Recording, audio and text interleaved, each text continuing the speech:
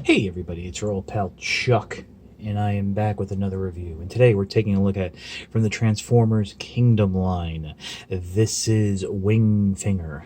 Wingfinger is one of those fossilizers that replace the weaponizers and stuff like that. It's a modular figure that can disassemble and form accessories and weapons for other figures. Now, I got this figure off of Amazon.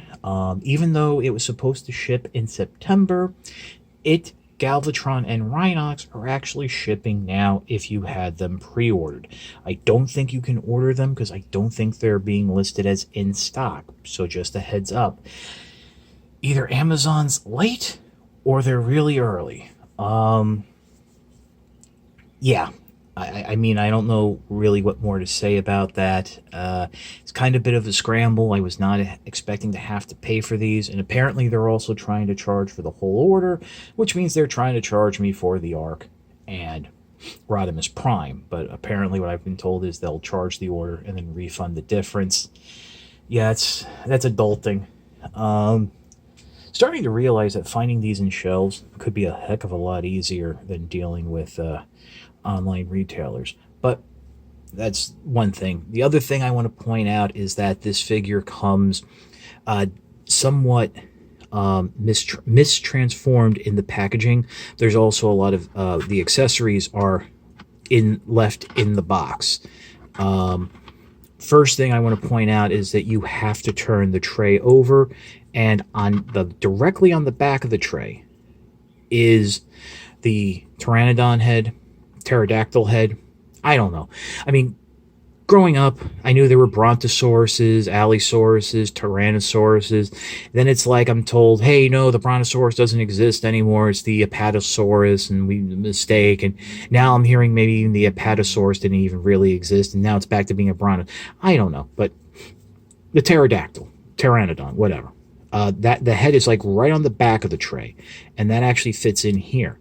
And then in the bottom of the tray, the little slit where they usually would shove accessories on other figures, you have these little extra bone pieces. They're like the tips of wings that you can store on the back of the arm, or you can put in the hand as some sort of bladed weapon. You can also use the head here as a shielded weapon. That's all shown in the instructions.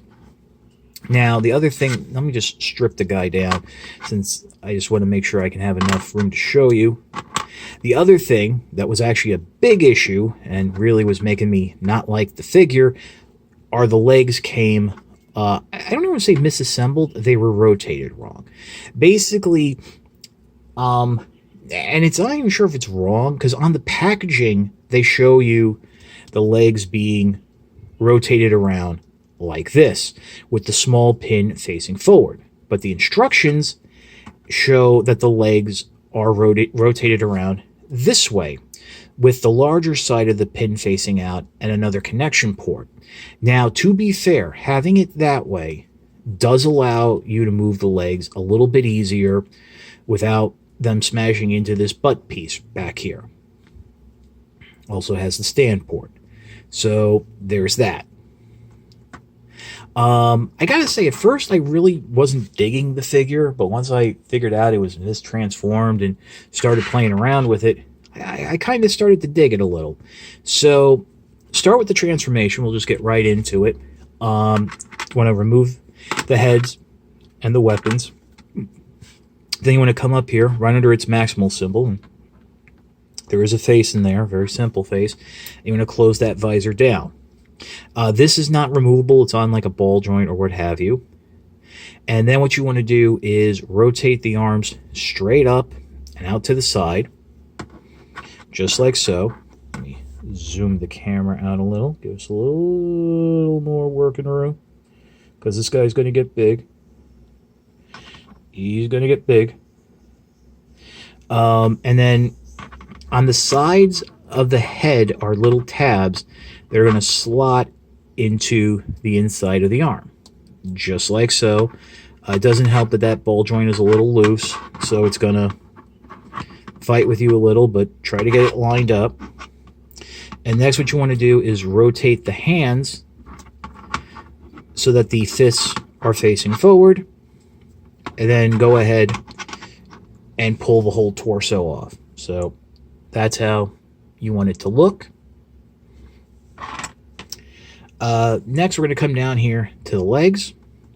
First thing you want to do is rotate the legs forward, or actually, I guess, bend the waist forward. So you have this, looks like a little, like a bone artillery weapon, but just have it like that. Then bring them out at the hip. There is like a little friction lock, so that'll kind of hold it into place, I guess. Next, what you want to do is rotate the thighs around, so the Pteranodon hands are facing forward. Then just angle them slightly. I mean, you can bend them all the way, but just the instructions show slightly. And you want to take those little bone pieces and you're going to peg them in to the tips there, just like so. And actually, you want to, the way you want to peg them in, you see those little slots there? You want to make sure they're facing towards the tip, the toe of the robot foot.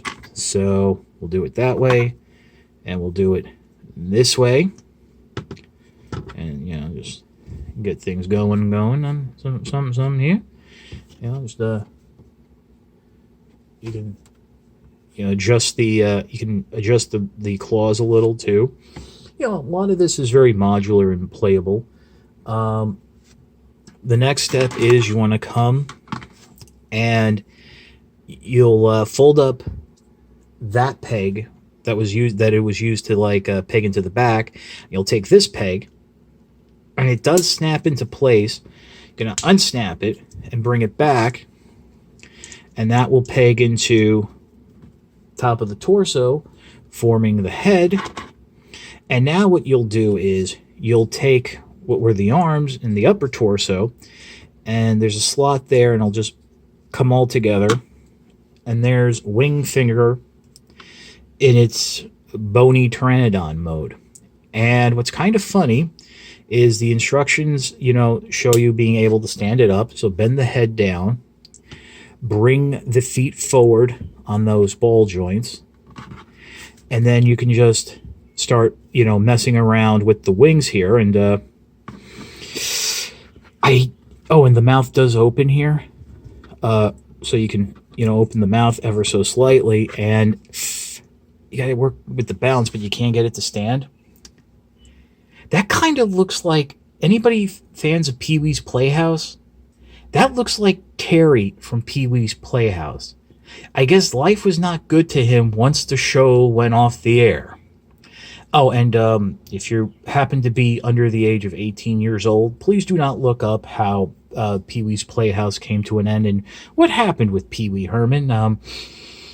That's just not, you know, don't. But yeah, so that's kind of cool. So why don't we pause for a moment, and we'll come back, and I'll show you a couple more things we can do with the figure. Okay, and we're back. Now, I'm not going to go through everything in the instructions showing you how to disassemble it and make the weapon components and stuff like that. It's pretty self-explanatory, but there is one cool thing you can do. And what you're going to need are these wing tips. And you could take the head off, close up the mouth, separate the torso, just like that. And you're going to leave, you're actually going to straighten the legs, the arms back up, unpeg the pterodactyl hands, just like so. Pull those off. So really all you're going to need now is this section and the two bits here. And what we're going to do is make a Jurassic bow and arrow. And it's really simple. And of course, you can obviously alter this to your taste, but just peg those bone sections in, just like so. flip this guy over, and you can peg it into a forearm. You can rotate that down so it'll be held. But there you have a bow and arrow.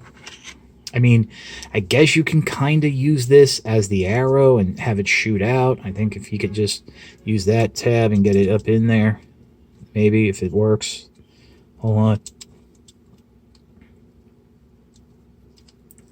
Actually, no, because that's a very specific port. I actually didn't realize that. Yeah, that's very specific. It's only going to fit that. So, I mean, there's really, I mean, but you know, it's nice. It's pretty much the coolest weapon here. I mean, you can make axes and stuff and all that, but there's actually one other thing I want to show you, and it involves using the Pteranodon, pterodactyl head, what have you.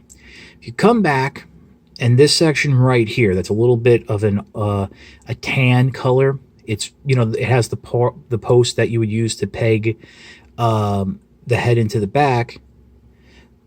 This section pops off, just like so. And if you pull that tail down, there's technically a secondary face there. Now, apparently Hasbro, the designers, had said that with Wingfinger, the pterodactyl or something, and the third guy can become a combiner. And this is the head of the combined robot.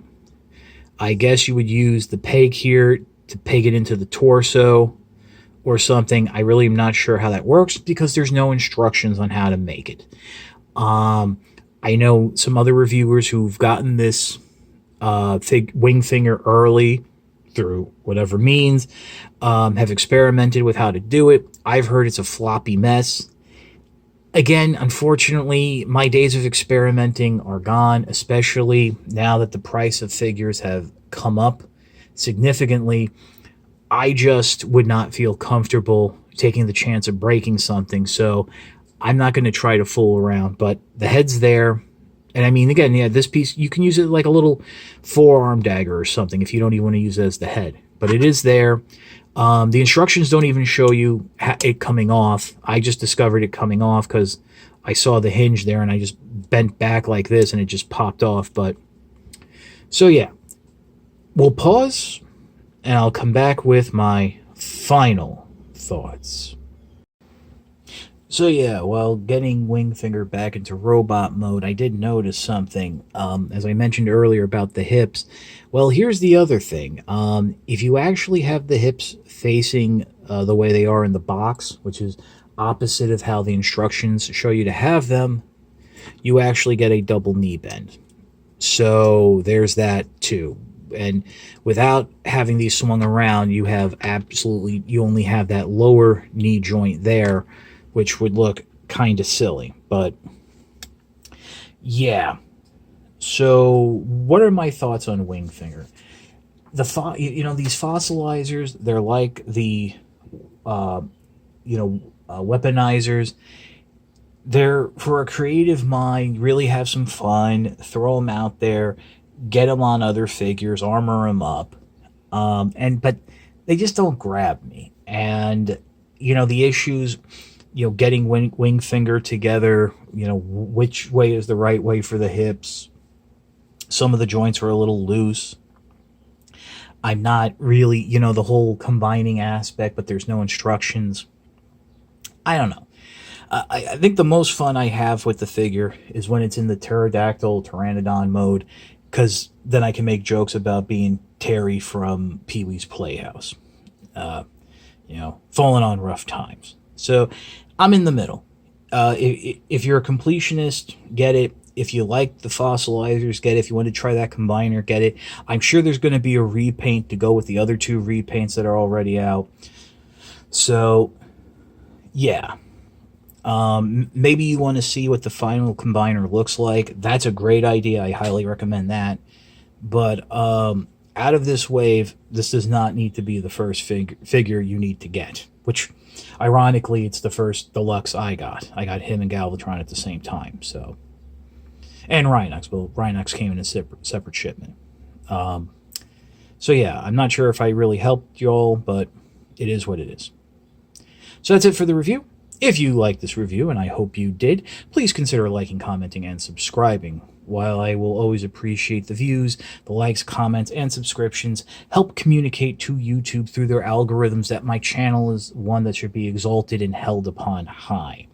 If you really want to help the channel and make the ultimate sign of support, please consider signing up for my Patreon. It is www.patreon.com/chuckdog1999. No thrills, no tears, no special rewards.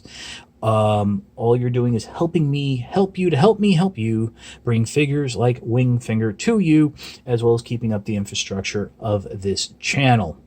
There is a little clickable box right here and a hyperlink in the description below. Finally figured out how to do that.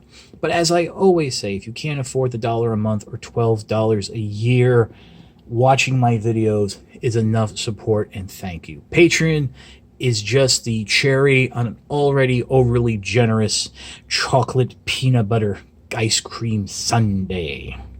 Yeah, if you've ever had chocolate peanut butter ice cream, that does take years off your life. But that's about it. This is your old pal Chuck for Wingfinger. We will see you next time.